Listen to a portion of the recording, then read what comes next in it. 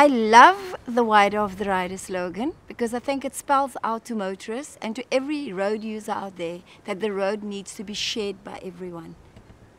I think right now from where I've come, being a relatively new rider, initially I didn't, but I find right now that the road users, the other motorists, they actually take notice of riders on the road now because it's becoming more alive. It's starting to mean more because bikes are used more within families now. So as a person, yes, I feel a lot safer, but I think I can be more safer on the road. I think the cyclists are just trying to get the exercise, their routes sorted out, etc.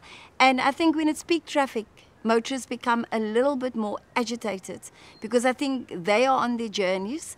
And I think most times it's between the early morning traffic and the 5 o'clock drive time traffic that motorists actually become a lot more irritated with cyclists on the road. So I think there could be a little bit more visibility from cyclists. I think if we wear the right clothing and we have our safety equipment with us, we could also be, I think it can be a relationship built between the motorist as well as the cyclist.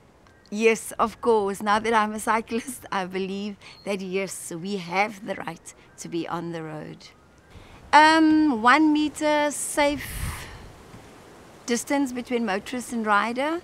Yes, I think so, but I think people are going to lean more towards the 1,5, which is the national. And I think it's great to take a wide berth if you do see a cyclist, because I think the motorists are a lot more in control in terms of their driving, whereas the cyclist has limited space in which to ride. So yes, I think it could maybe be a little bit more. Yeah, but 1 meter for now, it's great. At least it's something that we're working towards. I think both motorists and cyclists need to be vigilant. That because the road is there for everyone to share, I think if motorists and cyclists work together, then the roads would be a lot safer. And I think it's not a new thing anymore. We need to be aware that there are a lot more, even younger children now using the roads. And if, especially from a motorist perspective, if you are alert on the road, and especially now there are lanes marked for cyclists to be, but there's still that little bit of leeway where cyclists actually have to use the road. And I think if the motorists also obey themselves with the rules of the road for both motorists and cyclists, then I think there will be a greater medium found between the cyclist and the motorist. Yes, I think I'm one of those people always busy campaigning with government to become involved. And I think people use these cyclists as transport to go to work, to go to different places, even if it's a family ride, a Saturday afternoon ride, or just for a fitness program. If government becomes more involved by ensuring that the road signs are properly marked, the white lines for the cyclists are properly marked, especially the drawings that they have with the cyclist bike on it, and more roads and side paths are created, that is a government's responsibility. So if the government takes accountability for that, then I think all over there will be a happy cyclist on the road.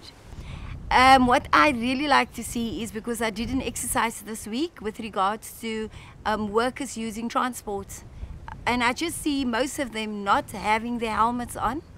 And I think it's a big thing for me that early in the morning, I sometimes believe that the helmet maybe isn't enough. And if we can even get like a color jacket, like the Wider of the Rider shirt that I'm wearing today, where they are actually seen. It will also make visibility, especially when it gets to winter periods, a lot more. And if they wear fluorescent colors that really shines up, the cyclists can then take the responsibility of their lives in their own hands, because lives are at stake every single time somebody takes the road and they are not safety equipped. Well, I've traveled international quite a bit, and I've actually even cycled in Brazil. The best practices that we had there was the beach are actually closed off, and I think they started in South Africa with that as well, to really just train the cyclists as to how they could actually effectively use the road. And I think government there, if they become more involved in closing beaches more, to have families, to have young ones traveling on the road, really making it a safe haven for them, then I think South Africans will become more aware that in all practices of life, safety first for cyclists, safety first for people, and the motorists will actually understand that the road doesn't just belong to them.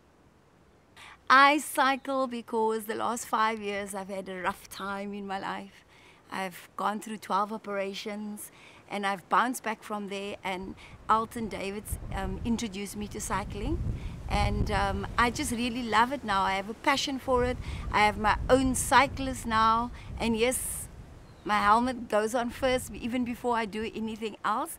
And I think it's also helped me. I think I've lost about 12 kilos in my first phase of starting to cycle.